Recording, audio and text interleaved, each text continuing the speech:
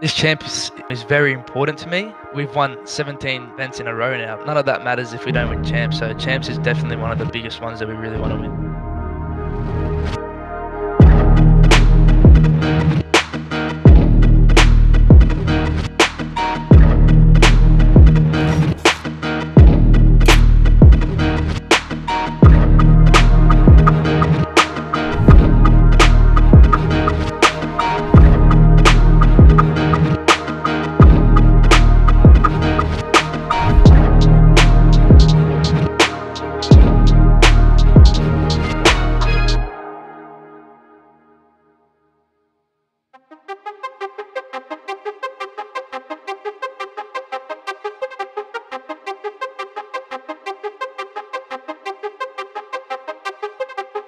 My name is Amir. I'm also known as Pred. I'm a player for the Call of Duty Renegades team. I got oh my god. Dude, I'm on a 15 kill streak. Oh my god! My name is Jaden Hewitt, also known as Setsi, and I'm a Call of Duty player for Renegades. This is Jen's way. I got you! Oh my god! My name is Kira, my gamer tag is Crimson, and I'm the main assault rifle player for the Call of Duty Renegades team. 1v4 again. But we can see Crimson start to maneuver up here in the crates. He's got the AR in the hill, finds one. Hey, my name is Daniel, also known as Swifty, and I play for Renegades Call of Duty.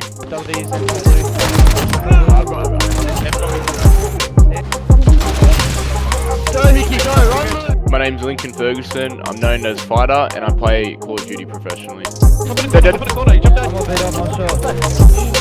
Oh, I'm insane. Got him.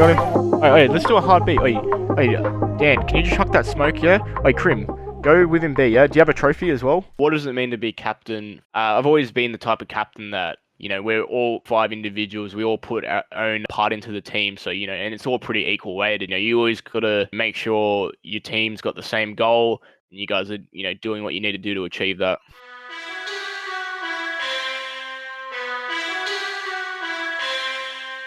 I've begun my Call of Duty journey in Black Ops 1, where I used to play in a social clan with my older brother. When I was at a younger age, I used to compete against my cousins in Call of Duty, so we used to just see who used to get more kills. I think it was Call of Duty Modern Warfare, and my first LAN was get into the APAC Pro League. And then after I qualified, I then attended a few more Sydney LANs, and that's when I ended up placing second, and that was like really the step up from me as a player. I've always had an interest in games. I've been playing Call of Duty since I've been like a little kid, but due to my age I wasn't able to compete 18 plus, but now since that I'm 18 and I'm able to prove my worth, I really appreciate the spot that I'm in now.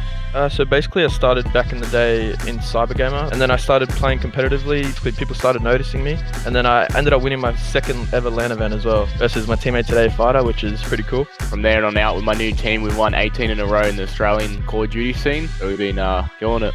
And they continue this lead. Swifty with another 2. Fight is still alive in the front, 215 to 182. They have controlled all of this last hill. With 10 seconds left, it looks like Renegades is going to be able to close out the series, if not close out the finals. Finally, Mindfreak do find themselves in, so putting up a fight till the very end. They clearly cannot win it here, so they're going to have to rotate, and you expect Renegades to break in. They only need 7, but the problem is that it's just not at this point. Renegades, it's difficult to beat them. It's difficult to get ahead. But at the end of the day, you need everyone to contribute. Renegades are the better team for a reason, and they take that all. My favorite part about competing would have to be playing LAN events, you know, the whole LAN experience, you know, traveling with your friends. My favorite part about competing is just the rivalries. Like, there's nothing better than that, just making sure that you're always beating your rivals. Yeah, my favorite part about competing is the atmosphere, you know, all the nail-biting matches you play. Just the feeling of winning, it's pretty unmatched. That's probably the best thing for me. Yes, I do have inspirations. I'm not only a Call of Duty player, I'm a soccer player as well. So my inspirations are people like Cristiano Ronaldo. When I was kind of young, I aspired to Karma. You know, he's won 3 world champions. My inspirations are Scump. I also look up to Formal as an assault rifle player. My inspirations would be Optic Scump and Nate Shot. They started doing YouTube back in the day, and I love watching their videos. When I started playing, I was looking up to Scump most of the time, and then I ended up versing him one day and actually beating him with Taint of Minds. He's getting out in the back. It's going to be Metis. He's going to get shut down. The flag. They won. It's picked up, and they got the flag.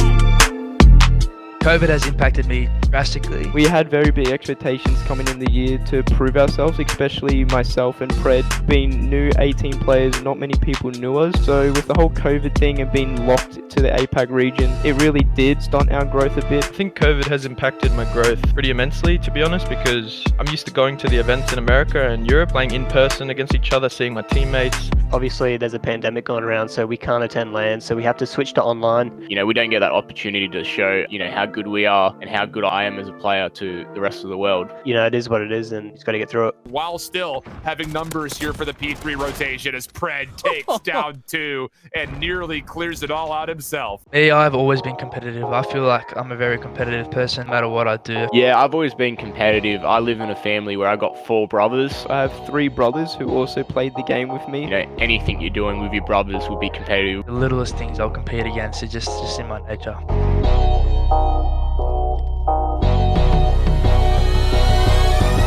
My family think of me being a professional gamer is that my parents at first really wanted me to focus on my soccer career. Well, my family did hate it at first as I was into sports. But I just felt like my competitive nature led towards Call of Duty, and my parents support it. They're happy as long as I'm happy, so. They're very supportive. They love that I'm doing what I love doing. They even get up in the early hours in Australia and watch me on the streams when I'm in America and Europe. My family, when they first seen when I joined Renegades and seen what I can do, they were fully on board. It's pretty cool to have supportive parents like that.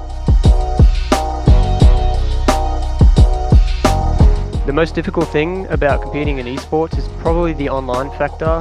The most difficult thing about competing in esports would just have to be living in Australia. We don't get the opportunities to practice online against other regions just because of how far we are from the rest of the world. My thoughts on Australian esports and the players coming out of it is that there is definitely hidden talent. As you can see, Luca, Shocks and Dans, they came from Australia and they're currently in the Paris CDL team and they've been doing very well. I think we have some really talented players. Australian esports is a lot smaller compared to other regions just due to the population size. We don't get much funding down here, which limits us playing internationally and getting recognised. We got, I think, our team, you know, we're all great players. And then we also have a few teams below us that I think, you know, if they got given any opportunity that they could perform just as good as us. I feel like my team at the moment, I feel like we're definitely one of the better teams out there.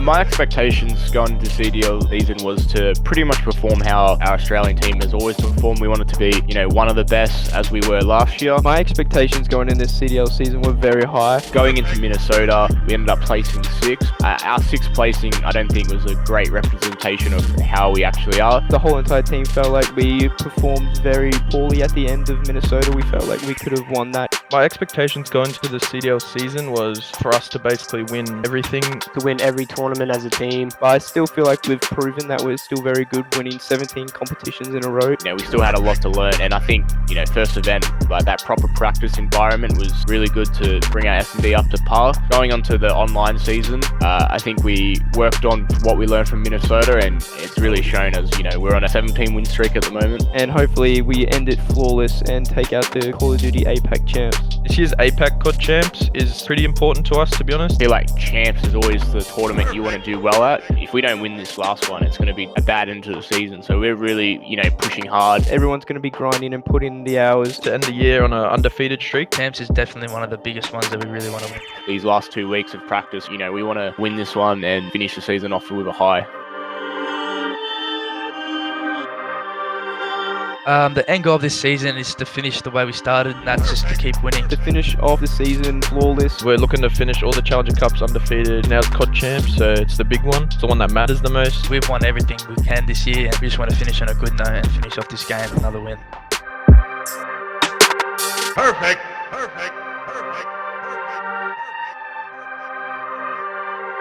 Go perfect.